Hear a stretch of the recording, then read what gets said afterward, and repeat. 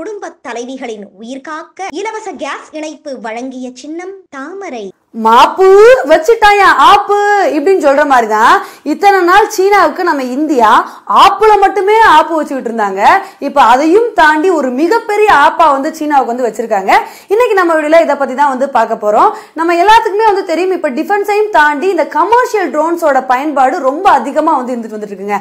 ஒரு திருமணத்துல கூட ஒரு போட்டோ எடுக்கிறதுக்கு சரி, ஒரு வீடியோ எடுக்கிறதுக்கு சரி, இந்த ட்ரோன்ஸோட பயன்பாடு அப்படின்றது ரொம்ப அதிகமா வந்து இருந்துட்டு இருக்கு.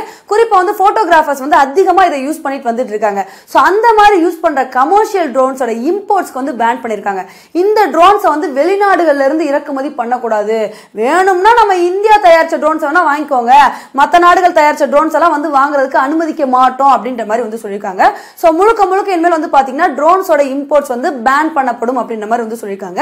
இப்போ வந்து உங்களுக்கு ஒரு சில கேள்வி எழும், அப்ப டிஃபென்ஸுக்கு தேவையான ட்ரோன்ஸும் இனிமேல் வாங்குறதுக்கு இல்லையா அப்படின்னு கேட்டீங்கன்னா, அதுவும் பாதுகாப்பு கருதி ஒரு சில சமயங்கள் அவசர கால அடிப்படையில் வந்து பாத்தீங்கன்னா அந்த மாதிரி ட்ரோன்ஸ் வந்து வாங்கிக்கலாம். அதுவே கூட வந்து நிறைய ரெஸ்ட்ரிக்ஷன்ஸ் வந்து இருக்கு. அதெல்லாமே கிளியர் பண்ண பிறகு தான் அந்த மாதிரி ட்ரோன்ஸ் வந்து வாங்கணும் அப்படின்ற மாதிரி வந்து சொல்லியிருக்காங்க. சோ இனிமேல் வந்து பாத்தீங்கன்னா கமர்ஷியல் ட்ரோன்ஸ் வந்து இம்போர்ட் பண்றதுக்கு முழுமையான பேன் வந்து விதிச்சிருக்காங்க.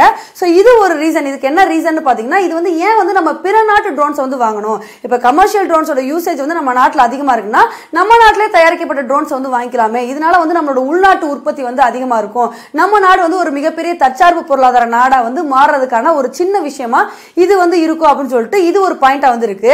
என்னதான் தற்சார்பு பொருளாதார நாடா மாற முடியும் அப்படின்ற ரீசன் இருந்தா கூட இன்னொரு ரீசன் என்ன அப்படின்னு பாத்தீங்கன்னா, மேக்சிமம் வந்து இந்த ட்ரோன்ஸ் எல்லாமே சைனா கிட்ட இருந்து தான் நம்ம வந்து வாங்கிட்டு வந்துட்டு இருக்கோம். நம்ம மட்டும் இல்ல, உலக நாடுகள் பல பேர் சைனா தான் வந்து ட்ரோன்ஸ் அதிகமா மேனுஃபேக்சர் பண்ணி ஏற்றுமதி பண்ணிட்டு வந்துட்டு இருக்காங்க. அப்படி இருக்க சிச்சுவேஷன்ல நம்ம ஏன் வந்து சைனா கிட்ட போய் வந்து வாங்கணும்? இந்த மாதிரி ட்ரோன்ஸ் வந்து பேன் பண்றதை வந்து நிறுத்திக்கிட்டோம் அப்படின்னா நம்மளோட தற்சார்பு பொருளாதார நாடா நம்ம நாடும் மாறதுக்கான வாய்ப்பு இருக்கு. சைனாவுக்கும் ஒரு மிகப்பெரிய செட்பேக் பண்ண மாதிரி வந்து இருக்கும் அப்படின்றதுக்காண்டி தான் இந்த ஒரு விஷயத்தை வந்து பண்ணிருக்காங்க. இது மட்டும் இல்லாம இன்னும் சைனாவை கடுப்பேத்துற மாதிரி நம்ம இந்தியா என்ன பண்ணிருக்காங்கன்னு பாத்தீங்கன்னா, 54 சைனீஸ் ஆப்ஸ் வந்து இப்ப ரீசெண்டா நம்ம இந்தியன் கவர்மெண்ட் வந்து பேன் பண்ணிருக்காங்க. அதாவது வந்து சேஃப்டி கன்சர்ன்ஸ் கருதி இந்த ஆப்ஸ்னால வந்து நிறைய செக்யூரிட்டி வந்து பாதிக்கப்படுது, நாட்டோட பாதுகாப்பு கருதி இந்த மாதிரி ஒரு சில ஆப்ஸ் என்னன்னா பியூட்டி பிளஸ், அதாவது வந்து பியூட்டி கேமரா, இந்த மாதிரி ஒரு சில சைனீஸ் ஆப்ஸ், ஆப் லாக், இந்த மாதிரி எக்கச்சக்கமான ஆப்ஸ் வந்து பேன் பண்ணிருக்காங்க. இப்ப இது வரைக்கும் நம்ம இந்தியா வந்து சைனீஸ் ஆப்ஸ் 300க்கும் மேற்பட்ட சைனீஸ் ஆப்ஸ் வந்து பேன் பண்ணிருக்காங்கன்னா பாத்துக்கோங்க.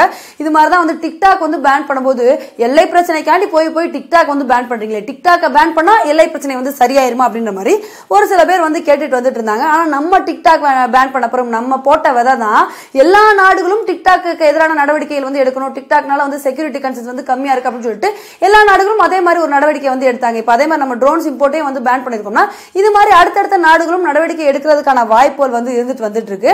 டிக்டாக் பேன் பண்ணோடனே டிக்டாக் நிறுவனம் கதறுன்னு கதறினாங்க. இதனால வந்து எங்களுக்கு ஒரு மிகப்பெரிய நஷ்டம் வந்து ஏற்படுது, அதனால நீங்க வந்து எங்களுக்கு வந்து இழப்பீடு கொடுக்கணும், அப்படி கொடுக்கணும், இப்படி கொடுக்கணும்னு சொல்லிட்டு குளோபல் டைம்ஸ்ல சீனாவும் மாத்தி கதறிட்டு வந்துட்டு இருந்தாங்க. நம்ம நாட்டோட பாதுகாப்புக்கு எது நல்லதோ அதை மட்டும் தான் நம்ம வந்து பண்ணணும். சோ அது என்னவா இருந்தாலும் வந்து பாத்தீங்கன்னா அதை சாக்ரிஃபைஸ் பண்றதுதான் ஒரு நல்ல விஷயமா இருக்கும் அப்படின்றதான் நம்மளோட கருத்தா வந்து இருந்துட்டு இருக்கு.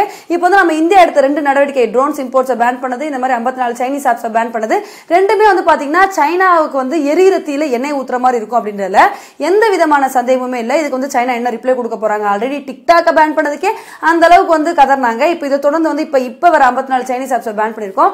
கண்டிப்பா இதுக்கு வந்து கதறுவாங்க அப்படின்றதுல எந்த விதமான சந்தேகமுமே இல்ல. ஓகே ஃப்ரெண்ட்ஸ், இந்த ஒரு விஷயத்தை பத்தி நீங்க என்ன நினைக்கிறீங்க அப்படின்றத என்னோட கமெண்ட் செக்ஷன்ல வந்து போடுங்க.